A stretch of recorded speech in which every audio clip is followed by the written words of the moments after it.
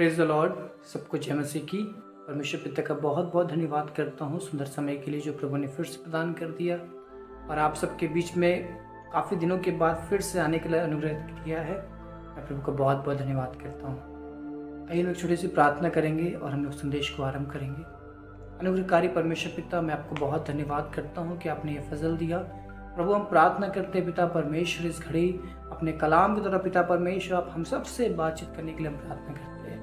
आज पवित्र आत्मा के विषय पिता उन भेदों को, उन रहस्यों को, उन गुप्त बातों को प्रभु हम पर प्रकट करने के लिए हम प्रार्थना करते हैं जो हमारे आत्मिक उन्नति के लिए पिता लाभदायक है। और प्रभु जी पिता हमारे आंखों में प्रकाश देगा। प्रभु जी आप हम सब से बातचीत करने जा रहे हैं, हम धन्यवाद करते हैं। धन्यवाद के साथ ये प्रार्थना यीशु मसीह के नाम से मांगते हैं, आमीन। आइए हम लोग अविलंब अपने संदेश की बुनियाद इन वचनों से डालेंगे जो हमें मिलेगा।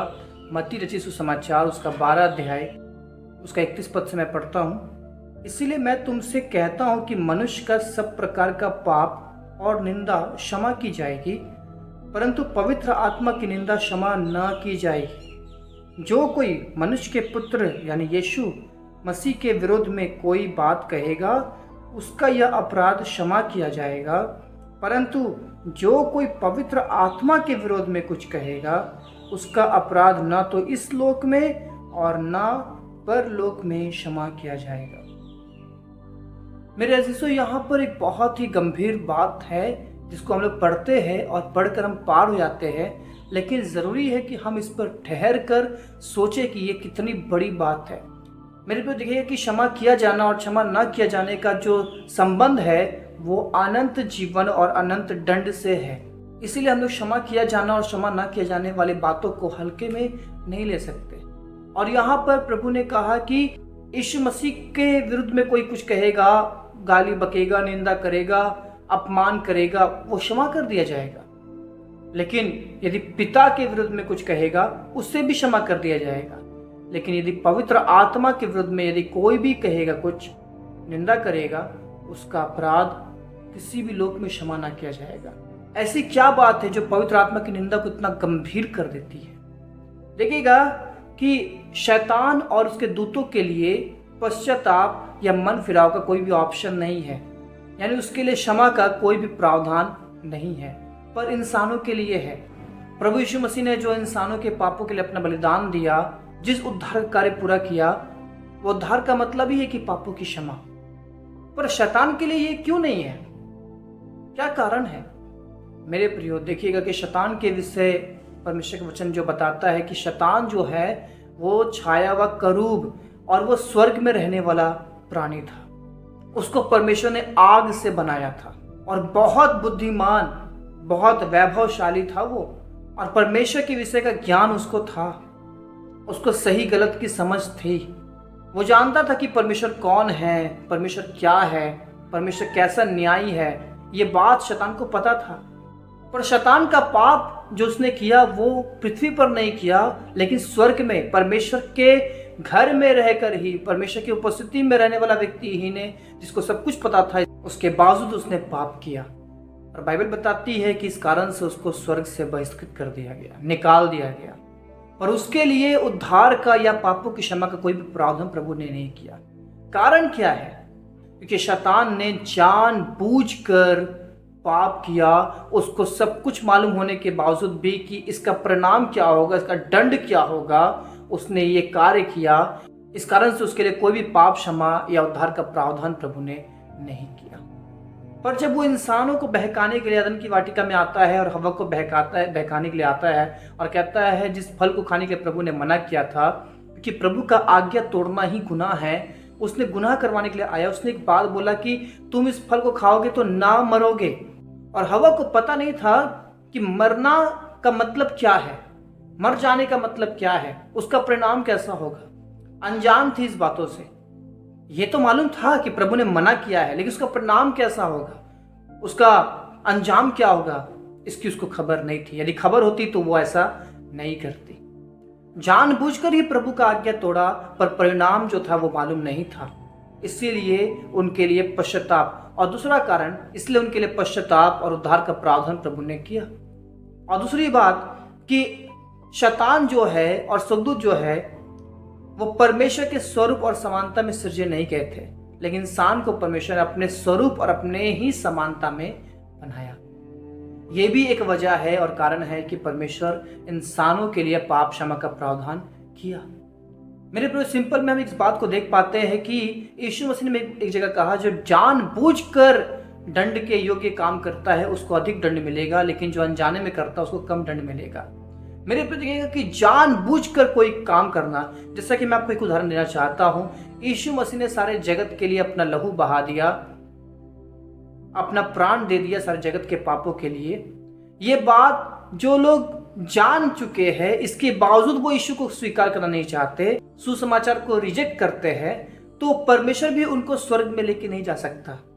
लेकिन जो जान गए और मान लेते हैं, स्वीकार करते हैं, वो बचाए जाएंगे। यानी जानबूझकर भी यदि हम स्वीकार नहीं करते हैं तो यही है कि हम खुद को नरक की ओर लेके जा रहे हैं। यानी जानबूझकर किया गया पाप जो है वो क्षमा को लेकर नहीं आता है। जो अनजाने में हो गया उसके लिए क्षमा है, उद्धार है। लेकिन शैतान तो खुद परमेश्वर के उपस्थिति में रहने वाला, प्रभु का ज्ञान रखने वाला, उसने जानबूझकर पाप किया, उसके लिए पापों की क्षमा नहीं। तो इस उदाहरण से हमने समझा कि जानबूझकर किया गया पापों के लिए क्षमा नहीं है। सो मेरे प्रियो, अब इसका संबंध पवित्र आत्मा की निंदा से कैसे है? देखिएगा कि यीशु की निंदा क्षमा की जाएगी। प्रभु यीशु जो है वो जगत के लिए आए, हर जातियों के गुनाह के लिए उन्होंने अपना प्राण दिया। लेकिन पवित्र आत्मा जो है वो जगत के लिए नहीं, लेकिन पवित्र आत्मा जो है वो कलीसिया के लिए दिया गया। जगत यीशु को नहीं जानता, परमेश्वर को नहीं जानता, लेकिन कलीसिया यीशु को जानती है, परमेश्वर को जानती है। और पवित्र आत्मा जगत को नहीं, लेकिन पवित्र आत्मा कलीसिया को दिया गया। यानी कलीसिया जिसको जानकारी है कि यीशु कौन है, उद्धार क्या है, न्याय क्या है और प्रभु का बलिदान क्या है, पवित्र आत्मा क्या है, उसको पता होने के बावजूद, सब कुछ जानने के बावजूद भी कलीसिया ही है जो पवित्र आत्मा की निंदा कर सकती है, क्योंकि कलीसिया को पवित्र आत्मा दिया गया है, अन्य जातियों को नहीं। यानी पवित्र आत्मा की निंदा जो है वो घर के लोग ही करेंगे। इसीलिए घर के लोग करेंगे। जैसे घर के लोग थे, घर का व्यक्ति था शैतान, जिसको क्षमा नहीं किया गया, उसी प्रकार से घर के लोग करेंगे। इसलिए उनके लिए ये पापों की क्षमा नहीं है। यीशु की निंदा जगत के लोग करेंगे तो उनको क्षमा मिल जाएगी। देखिए, प्रभु यीशु ने जब क्रूस पर अपना पहला वाणी कहा, उसने कहा, हे पिता, इन्हें क्षमा कर, क्योंकि ये नहीं जानते। तो नहीं जानने के कारण क्षमा है, पर जानकर करने के कारण जो है क्षमा नहीं है। इसलिए प्रभु ने कहा पवित्र आत्मा की निंदा, क्योंकि पवित्र आत्मा की निंदा बाहर वाले नहीं करेंगे, पवित्र आत्मा की निंदा घर वाले करेंगे। दूसरी बात, पवित्र आत्मा की निंदा क्या है? देखिएगा, जब मरकुस में उसका 3 अध्याय में जब हम लोग इस संदर्भ को पढ़ते हैं तो वहां पर पवित्र आत्मा की निंदा क्या थी, ये 30 पद में बताया गया है। क्योंकि वे यह कहते थे कि उसमें अशुद्ध आत्मा है। पवित्र आत्मा की निंदा ये थी कि यीशु मसीह पवित्र आत्मा के सामर्थ्य से, पवित्र आत्मा के द्वारा जो कार्य वो करते थे, उसको यहूदी लोग जो है वो कहते थे कि ये दुष्ट आत्मा की ओर से है, उसके अंदर अशुद्ध आत्मा है। यानी पवित्र आत्मा के कामों को शैतान का काम बताना पवित्र आत्मा की निंदा है।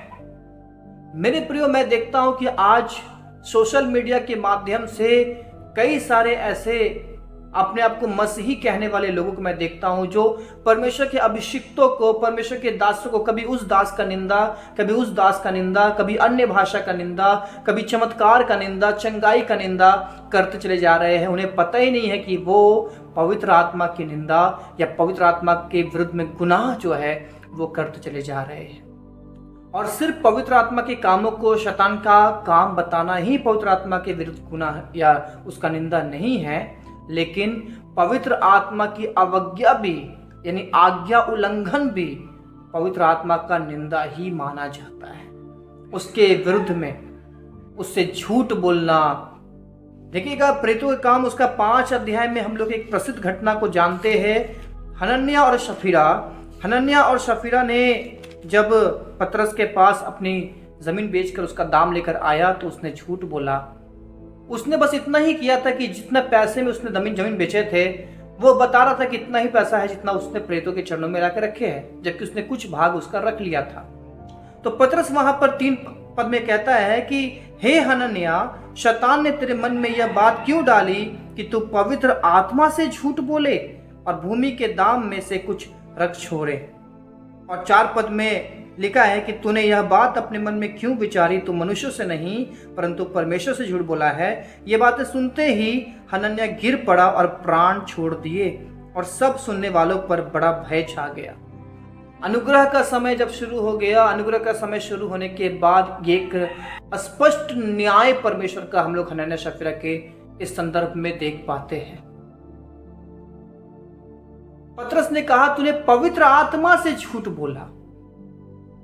वो झूठ पतरस से बोल रहा था, लेकिन पतरस ने कहा कि तूने पवित्र आत्मा से झूठ बोला। यानी पवित्र आत्मा से झूठ बोलना, प्रभु के साथ छल करना, धोखा करना भी पवित्र आत्मा का निंदा और उसके विरुद्ध में गुनाह माना जाता है। और क्या है?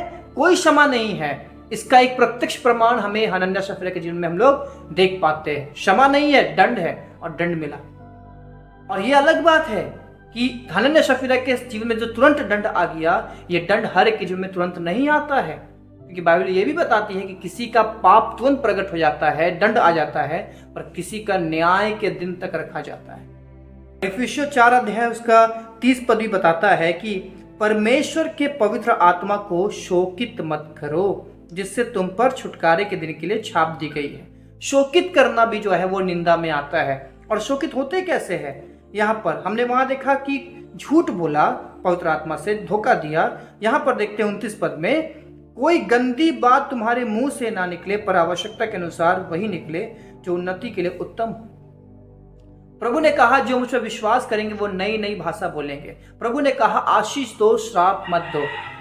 प्रभु का वचन कहता है कि जब तुम इकट्ठे होते हो तो तुम्हें धन्यवाद सुना जाए, लोभ की चर्चा ना हो। जब आप पवित्र आत्मा को पाकर भी अपने मुंह से गंदी बातें, निंदा की बातें, दोष लगाने वाली बातें, किसी को अपने शब्दों से घात करने वाली बातें जब अपने मुख से आप कहते हैं, ये भी पवित्र आत्मा को शोकित करता है और ये भी पवित्र आत्मा के विरुद्ध निंदा और अपमान और गुनाह माना जाता है। लेकिन मेरे प्रियो, उस भेद को हम जानेंगे अब कि पवित्र आत्मा की निंदा भी क्षमा की जाती है, पर किस शर्त पर? हाँ, आपने सही सुना, पवित्र आत्मा की निंदा भी क्षमा की जाती है, पर किस शर्त पर? देखिए मेरे प्रियो, सबसे पहले हमें पवित्र आत्मा का स्वभाव जानना है। पवित्र आत्मा के विषय यीशु मसीह ने इतना गंभीर बात कह दिया, तो हम बोलेंगे पवित्र आत्मा तो बहुत भयंकर और बहुत ही स्ट्रिक्ट स्पिरिट है। वो तो यानी उनके प्रति हमारे मन में बहुत ही डर और भय रहेगा। पवित्र आत्मा का स्वभाव जब आप देखेंगे रोमियो उसका 8 अध्याय में उसका 26 पद में लिखा है, परंतु आत्मा आप ही ऐसे आहें भर भर कर जो बयान से बाहर है हमारे लिए विनती करता है। पवित्र आत्मा का स्वभाव है वो हमारे लिए आहें भर भर कर प्रार्थना करता है, रो रो कर हमारे लिए प्रार्थनाएं करता है। ये उसका स्वभाव है। और दूसरा याकूब उसका 4 अध्याय उसका 5 पद में पढ़ता हूं, क्या तुम यह समझते हो कि पवित्र शास्त्र व्यर्थ कहता है? जिस आत्मा को उसने हमारे भीतर बसाया है, क्या वह ऐसी लालसा करता है जिसका प्रतिफल डाह हो? वह तो और भी अनुग्रह देता है। इस कारण यह लिखा है, परमेश्वर अभिमानियों का विरोध करता है पर दीनों पर अनुग्रह करता है। मेरे अजीजों, यहां लिखा है कि वह तो और अधिक अनुग्रह करता है।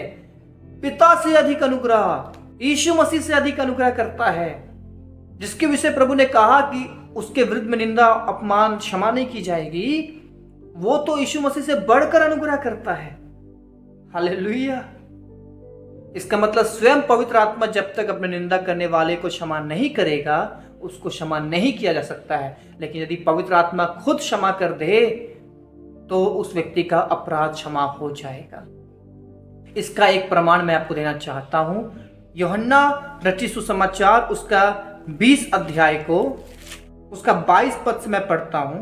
यह कहकर उसने उन पर फूंका और उनसे कहा, पवित्र आत्मा लो। जिनके पाप तुम क्षमा करो वे उनके लिए क्षमा किए गए हैं, जिनके तुम रखो वे रखे गए हैं। मेरे प्रियो, यीशु मसीह ने अपने चेलों के ऊपर फूंका और उनको पवित्र आत्मा दिया। और पवित्र आत्मा देने के बाद वो कहते हैं कि अब जिनका तुम क्षमा कर दोगे उसका क्षमा कर दिया जाएगा, और जिसका तुम रखोगे यानी क्षमा नहीं करोगे उसका क्षमा नहीं किया जाएगा। यानी क्षमा करने वाला कौन है? कौन है उसके अंदर? पवित्र आत्मा। यानी पवित्र आत्मा यदि किसी को क्षमा करता है तो वो क्षमा किया जाएगा, और यदि पवित्र आत्मा किसी को क्षमा नहीं करता है तो वो क्षमा नहीं किया जाएगा। इसका मतलब एक ही शर्त है जिस पर पवित्र आत्मा की निंदा, पवित्र आत्मा के विरुद्ध में गुनाह, पवित्र आत्मा का अपमान क्षमा किया जाता है। वो शर्त है कि खुद पवित्र आत्मा यदि क्षमा करे तो। पवित्र आत्मा पाया हुआ कोई अभिषेक पवित्र आत्मा की निंदा करने वाले व्यक्ति को पवित्र आत्मा के द्वारा, पवित्र आत्मा की अगुवाई में क्षमा करता है तो उसको क्षमा किया जा सकता है, अदरवाइज नो। और नहीं तो कोई उम्मीद नहीं है, ना इस लोक में ना परलोक में, कहीं क्षमा नहीं है। मेरे प्रिय, खुशी की बात तो है कि पवित्र आत्मा हमें क्षमा कर देंगे तो हम क्षमा कर दिए जाएंगे, पर यह दुख की बात है कि आज क्यों हम पवित्र आत्मा की निंदा कर रहे हैं। मेरे प्रियो, यदि कोई पराया घाव देता है, चोट देता है, धोखा देता है तो वो बर्दाश्त हो जाता है, लेकिन यदि कोई अपना घाव दे, चोट दे, दर्द दे, वो बर्दाश्त नहीं होता। यीशु की निंदा इसलिए क्षमा की जा रही है क्योंकि उसको नहीं जानने वाले लोग उसकी निंदा कर रहे हैं, इसे क्षमा कर दी जा रही है क्योंकि यीशु जगत के लिए है, लेकिन पवित्र आत्मा कलीसिया के लिए है। कलीसिया यानी अपने लोग, घर के लोग पवित्र आत्मा को शोकित कर रहे हैं, उसको बुझा रहे हैं, उसकी निंदा कर रहे हैं। ये तो दुख की बात है ना, ये तो खुशी की बात नहीं है। आज अपने आप को जांचिए, कहीं आप पवित्र आत्मा की निंदा तो नहीं कर रहे, कहीं आप पवित्र आत्मा से झूठ तो नहीं बोल रहे, कहीं आप पवित्र आत्मा पाकर अपने मुंह से गंदी गंदी बातें, अपने मुंह से किसी को चोट, किसी को घायल तो नहीं कर रहे। मेरे प्रिय, सावधान हो जाइए। यदि इस संदेश के दौरान आपको ऐसा महसूस हो रहा है कि आपने पवित्र आत्मा की निंदा की है, मैं कहना चाहता हूं पवित्र आत्मा आपको क्षमा करने के लिए तैयार है। बस आप क्षमा मांगे और ये निर्णय ले कि प्रभु, आज के बाद मैं आपकी निंदा नहीं करूंगा। और पवित्र आत्मा की एक बहुत बड़ी इच्छा है कि उसको पाने वाले लोग उसकी अगुवाई में उसके अनुसार चले, और निर्णय ले कि पवित्र आत्मा हमें आपकी अगुवाई में चलने के लिए अनुग्रह करे। प्रभु आप सबको आशीष दे इस वचन के द्वारा। हम फिर से मिलेंगे नए संदेश के साथ। अपना ख्याल रखें, बढ़ते रहे। सबको जय।